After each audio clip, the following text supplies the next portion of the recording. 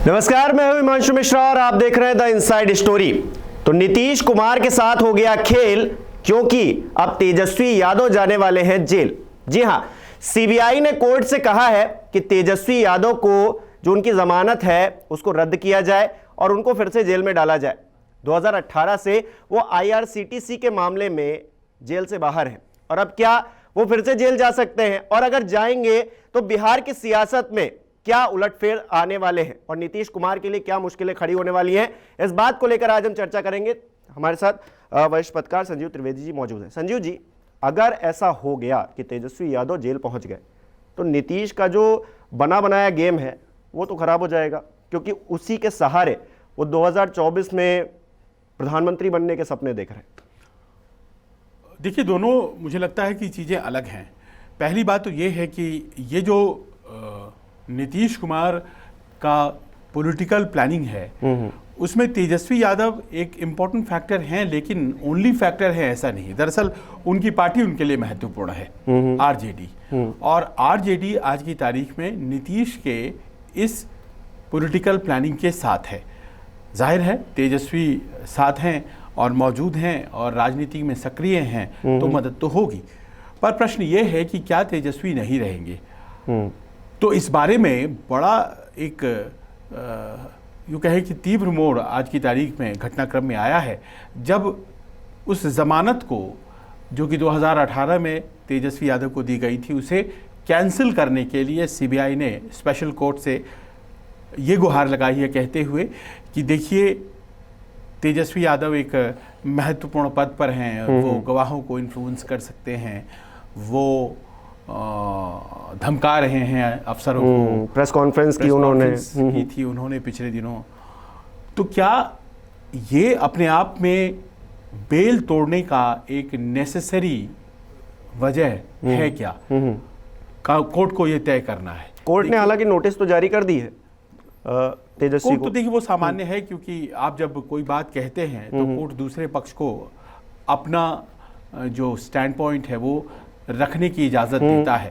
पर सवाल ये है कि बेल तोड़ने के लिए क्या ये इसेंशियल, क्योंकि इसमें कोई नया फैक्ट सामने आया है, सीबीआई की तरफ से ये बात नहीं आई है कि कोई नई फाइंडिंग आई है इस पूरे मामले में कि इस फाइंडिंग के आलोक में ये ज़रूरी है कहना कि भाई ये बेल तोड़ा जाए, क्योंकि गवाहों को वो इन्फ्लुएंस कर सकते हैं। बस क्योंकि वो डिप्टी सीएम बन गए हैं, ऐसे में वो फर्क डाल सकते हैं, सिर्फ इतनी बात कही गई है। हाँ, तो यहीं पे मुझे लगता है कि बहुत मजबूत केस नहीं है। हाँ, थोड़ी देर के लिए परेशान ज़रूर कर सकता है और एक वार्निंग ये ज़रूर मिल सकती है। बहुत आसान, क्योंकि ये कोई नई पॉइंट सामने आ गई हो, कोई महत्वपूर्ण पॉइंट ऑफ लॉ है, कुछ इस तरह की बात है जो कि आईआरसीटीसी के केस में तेजस्वी यादव के को और ज़्यादा घेरे में लेती है, तब तो बात समझ में आती है।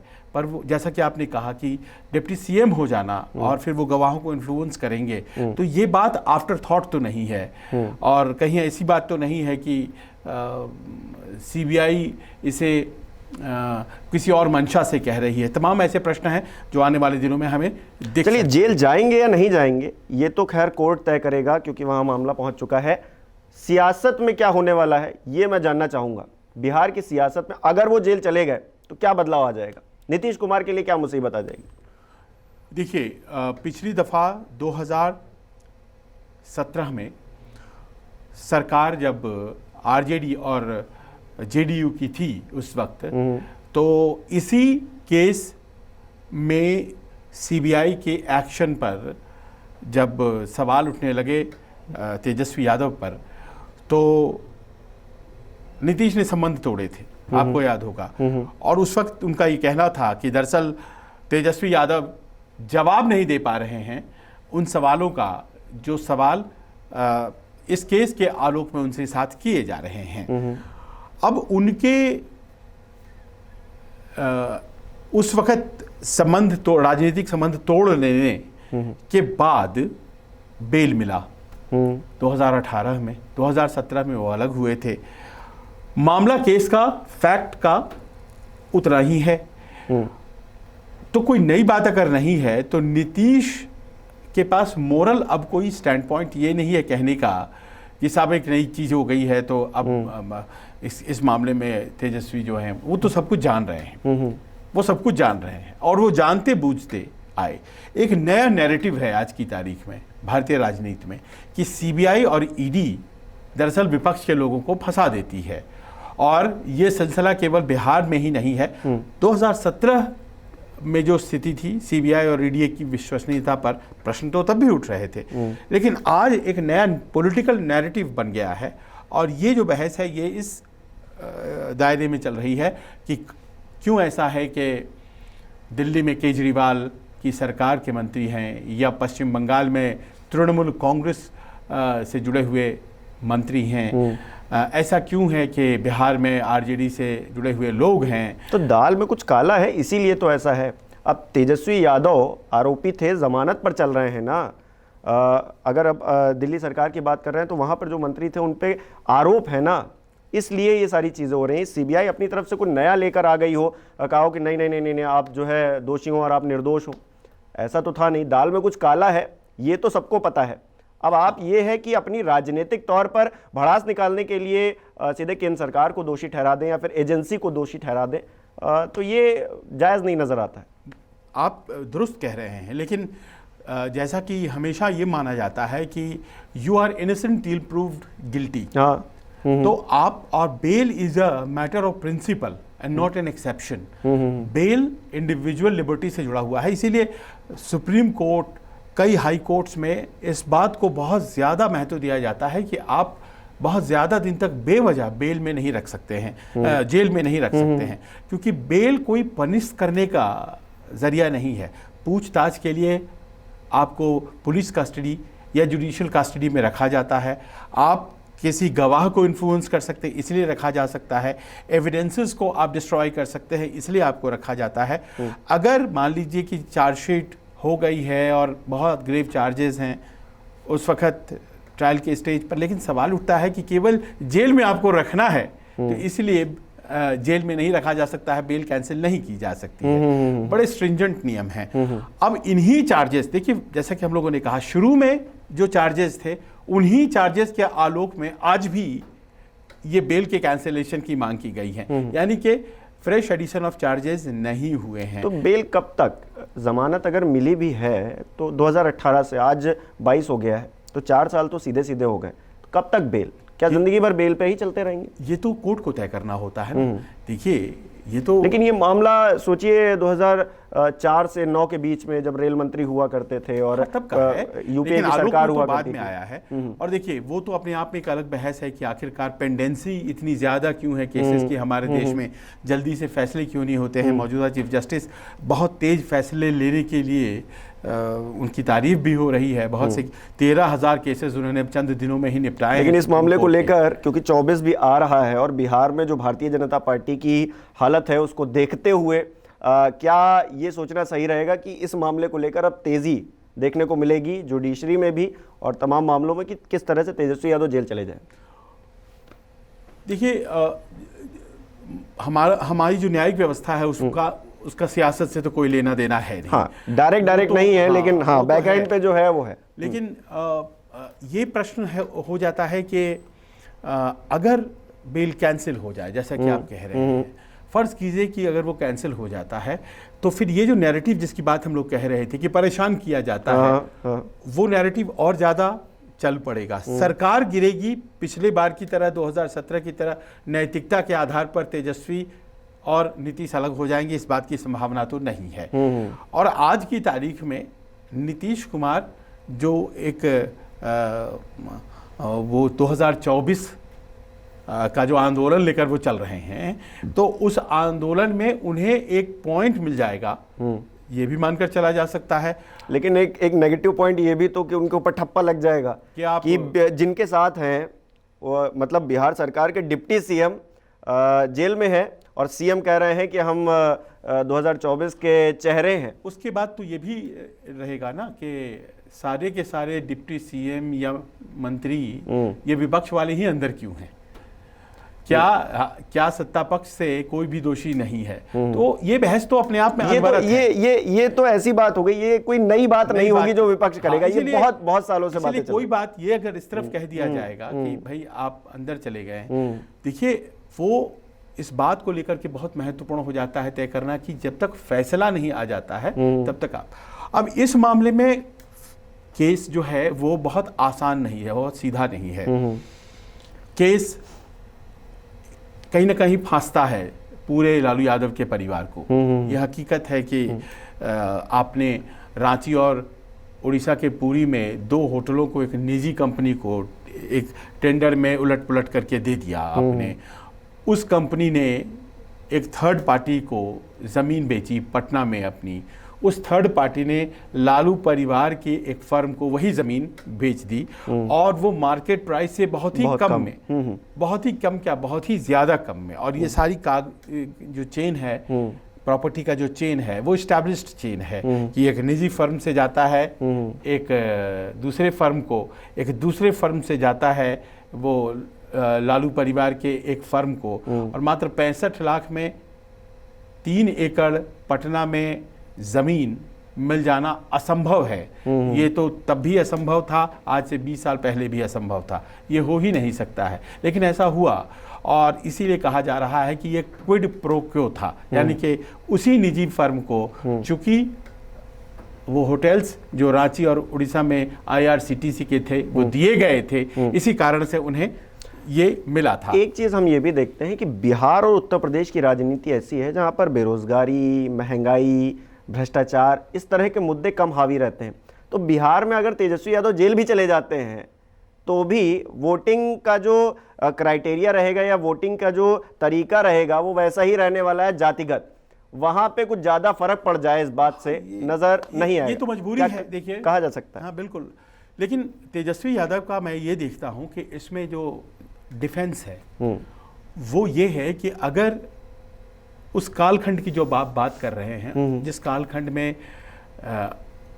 वो जमीन लिखी गई इनके नाम पर, उसमें वो 15 साल के थे, ऐसा उनका कहना है।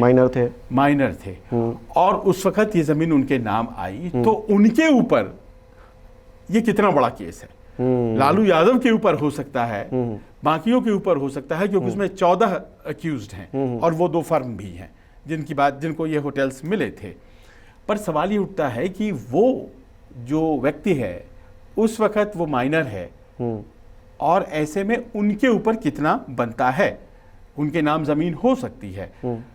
तो देखिए ये सब कानूनी बातें हैं, ये पेच है। और शायद यही वजह है कि देखिए बेल भी कब दी जाती है कि जब जो बचाव पक्ष होता है उसके आर्गुमेंट में दम हो जाता है, दिखता है, तो कई बार उस वजह से भी बेल मिल जाता है। तो ये एक बहुत बड़ा पॉइंट है जिसको बार बार अपनी तरफ से अपने बचाव में तेजस्वी यादव कहते हैं कि मैं 14 साल या 15 साल का रहा होऊंगा और मेरे नाम अगर एक होटल लिखवा दिया गया, मेरे नाम एक ज़मीन लिखवा दी गई, तो इसके लिए कौन दोषी है। और आप मुझे क्यों इसमें बार बार, यानी कि आप मुझे फंसाना चाहते हैं, इसलिए मुझे आप फंसाना चाहते हैं। तो कहीं ऐसा तो नहीं है जैसा कि आप अभी कह रहे थे कि ये करते करते वो जो सपोर्ट बेस है, कई बार यहाँ पर विक्टिम्स को ज़्यादा भारतीय राजनीति में सपोर्ट मिल जाता है।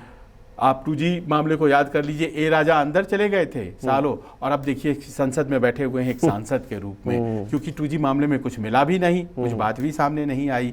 तो प्रश्न यही उठ जाता है कि ये दोधारी तलवार है कि क्या इससे गठबंधन टूट जाएगा, क्या नीतीश कुमार को वोट मांगने में दिक्कत होगी क्योंकि उनका डिप्टी सीएम जो है वो जेल जाने के दरवाजे पे खड़ा हो गया है, या फिर जो बिहार, उत्तर प्रदेश और दूसरे राज्यों में आज की तारीख में हो रहा है, बार बार उसे मुद्दा बना लिया जाएगा कि हम विपक्ष में हैं तो हमें परेशान किया जाता है। ईडी और सीबीआई अब लोकतंत्र के आधार स्तंभ बना दिए गए हैं। कोई लेजिस्लेटिव, एग्जीक्यूटिव या जुडिशियरी जो पहले कहा जाए, या मीडिया जो कहा जाता था कि जुडिशियरी के आधार स्तंभ हैं, अब वैसा नहीं रह गया क्या अब ईडी एक स्तंभ हो गया, सीबीआई दूसरा स्तंभ हो गया, क्या स्पीकर तीसरा स्तंभ हो गया, क्या गवर्नर चौथा स्तंभ हो गया है, और ये सारे स्तंभ मिल करके क्या दिल्ली में जो बैठे हैं उनके लिए काम करते हैं। ये तमाम बहस है जिसकी तरफ ले जाने की कोशिश की जाएगी और चुनाव में मुद्दा बनाया जाएगा। एक जो टर्म नज़र आ रहा है, जो आपने पॉइंट आउट भी किया कि बंगाल के अंदर करप्शन का मामला, दिल्ली के अंदर करप्शन का मामला, बिहार के अंदर करप्शन का मामला, तो जितने भी विपक्षी हैं इन सबके करप्शन ढूंढ के 24 में अपना बिगुल फुकवाना चाहती है बीजेपी। नहीं, करप्शन के साथ साथ डायनेस्टी भी, यही तो दो अस्त्र हैं। भारतीय जनता पार्टी इससे मुक्त है। डायनेस्टी का प्रश्न जो है वो उनके सेंट्रल लीडरशिप पर नहीं है। हाँ, लोग हैं उनमें भी डायनेस्टी। मैंने सोशल मीडिया पर देखा एक पोस्ट, उसमें करीब 35 से 40 नेता ऐसे जो आपने डायनेस्टी की बात की, डायनेस्टी से ही जुड़े हुए। हाँ ठीक है, वो भारतीय जनता पार्टी में भी लोग हैं, पर उनका जो केंद्रीय नेतृत्व है वो एक बहुत बड़ी बात कहते हैं भारतीय जनता पार्टी के लोग, और जो विश्वसनीय भी है कि हमें पता है कि बीजेपी का अगला अध्यक्ष कौन होगा ये किसी को नहीं पता है, पर हमें ये पता है कि कांग्रेस का अध्यक्ष कौन होगा। हालांकि अभी चुनाव नहीं हुए हैं, वो कर रहे हैं। अभी ये फैसला चेंज हो जाए, आम आदमी को नए दौर की नई राजनीति में कांग्रेस बदल जाए और इन सब से उबर जाए। पर आप छोड़ दीजिए कांग्रेस को, सबको पता है कि आरजेडी का अगला अध्यक्ष कौन होगा, सबको पता है कि सपा का अगला अध्यक्ष कौन होगा, सबको पता है कि बीएसपी में कौन होगा अध्यक्ष, टीएमसी में, आम आदमी पार्टी में, पता है। भारतीय जनता पार्टी में ये नहीं पता है। तो ये एक है, तो डायनेस्टी जो है वो एक बहुत बड़ा प्रश्न है। और दूसरा करप्शन, ये बात हकीकत है कि करप्शन के सवाल पर विपक्ष के कई नेता घिरे हुए हैं, इसे झुटलाया नहीं जा सकता है। तेजस्वी यादव के ऊपर केस मजबूत है या कमजोर है ये अलग बात है, पर लालू यादव के ऊपर तो ये केस बरकरार है ना, कि क्या क्विड प्रो को हुआ था, क्या ये इसके बदले वो, उसके बदले ये हुआ था, क्योंकि उनके ऊपर और भी केसेस हैं। चारा घोटाला ही नहीं है, वो नहीं है, उसके अलावा ये भी है कि जमीन लिखवाया गया, नौकरी दे दी गई। Politics is equal to corruption, अब ये मान लिया जाए, क्योंकि विपक्ष के जो चीजें थी वो निकल कर सामने आ रही हैं। सत्ता पक्ष, क्योंकि सत्ता पक्ष में शायद इसलिए नहीं निकल के सामने आ रही, कल को विपक्ष का कोई अगर सत्ता पक्ष में आएगा तो हो सकता है जो आज सत्ता पक्ष में उनका भी कुछ करप्शन निकल कर सामने आ जाए। Politics is equal to corruption, मान लिया जाए, सत्य है ये। पॉलिटिक्स, इतना पैसा, इतनी मतलब क्या कोई विधायक फ्री में चुनाव लड़ सकता है?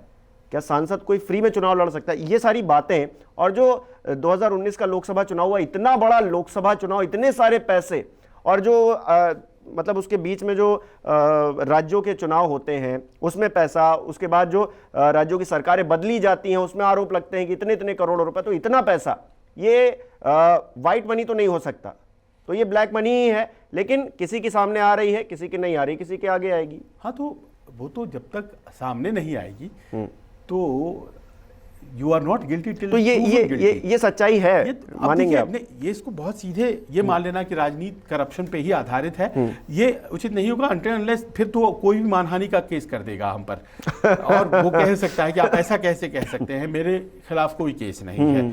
लेकिन सवाल यहाँ पर ये जरूर है कि क्या करप्शन भारतीय राजनीति में मुद्दा है? हम लोग एडीआर की रिपोर्ट दिखा सकते हैं या फिर उसकी रिपोर्ट दिखा सकते हैं। आप दिखाएं, पर सवाल ये उठता है कि क्या करप्शन मुद्दा है? प्रश्न तो ये है। और करप्शन के प्रश्न के साथ क्या आरजेडी ने चुनाव नहीं जीता इस बार? बिहार की नंबर 1 पार्टी नहीं हुई क्या? क्या तमाम आरोप लगा लीजिए, आय से अधिक संपत्ति का मामला समाजवादी पार्टी पर वर्षों से चल रहा है, तो क्या उन्हें 100 सीट पार करने में इस बार कोई चीज रोक पाई क्या? ऐसा तो नहीं है कि हेराल्ड के केस चल रहे थे या चल रहे हैं, तो क्या वो राहुल गांधी के साथ भीड़ घट गई है? तो प्रश्न यही है कि ये प्रश्न ही नहीं है, ये प्रश्न ही नहीं है, ये प्रश्न ही राजनीति से ऊपर है। आप हो सकता है तात्कालिक रूप से लोगों को भाषण के लिए ये कह सकते हैं कि आप कर सकते हैं, पर आईआरसीटीसी हो या चारा घोटाला हो या कोई, देखिए लालू यादव चारा घोटाला के बाद भी वो जेल चले गए, लेकिन तब भी चीफ मिनिस्टर थे तो वो बात भी बने रहे और भारतीय राजनीति में बने रहे। ये जब केस जिसकी बात हम कर रहे हैं अभी 2004 और 2009 के बीच है, जब वो देश के रेल मंत्री हुए, उसके पहले वो जेल भी गए, उसके पहले वो चीफ मिनिस्टर रहे, तो अगर देश नाराज हो जाता तो फिर उन्हें एमपी ही नहीं बनाता। और आप याद कीजिए 24 सांसद 2004 में उनके जीत करके आए थे, 24 एमपीज, और उन्होंने सरकार मनमोहन सिंह की बनी थी उसमें समर्थन किया था और सबसे मजबूत पद दिया था। उन्हें गृह मंत्रालय चाहिए था, वो नहीं उन्हें दिया गया, क्योंकि उनके ऊपर मामले थे, तो उन्होंने उसके बाद सबसे बड़ा रेल मंत्रालय उन्हें लगा, उन्होंने लिया इस बात को। रेल मंत्रालय में अब जो मामले हैं जिसके चक्कर में उन्हें बार बार अंदर बाहर होना पड़ रहा है, पर उनकी सियासी रसूख तो कहीं घटी है ना, वो तो वही है।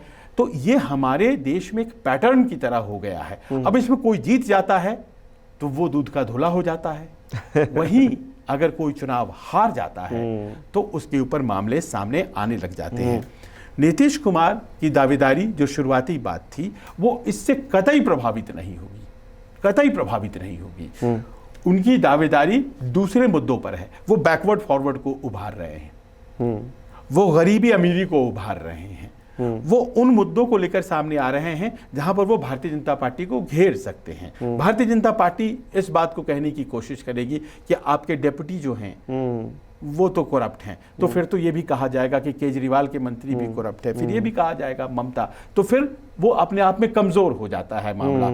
और ऐसे बहुत से मामले निकल आएंगे। नारायण राणे को आपने जोड़ रखा है, आपने बहुत से और दूसरे लोगों को जोड़ रखा है जिनके ऊपर मामले खुद एकनाथ शिंदे के ऊपर मामले हैं, और ये मामले तब खत्म क्यों हो जाते हैं, हेमंत बिस्व शर्मा के ऊपर भी मामले हैं।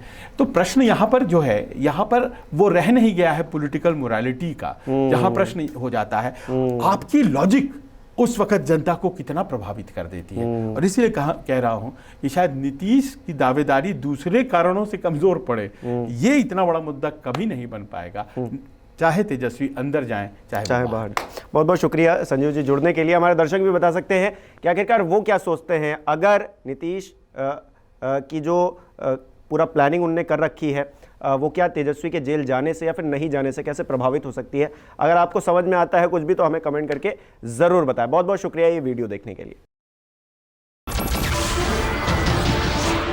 नमस्कार, मैं हूं मानक गुप्ता।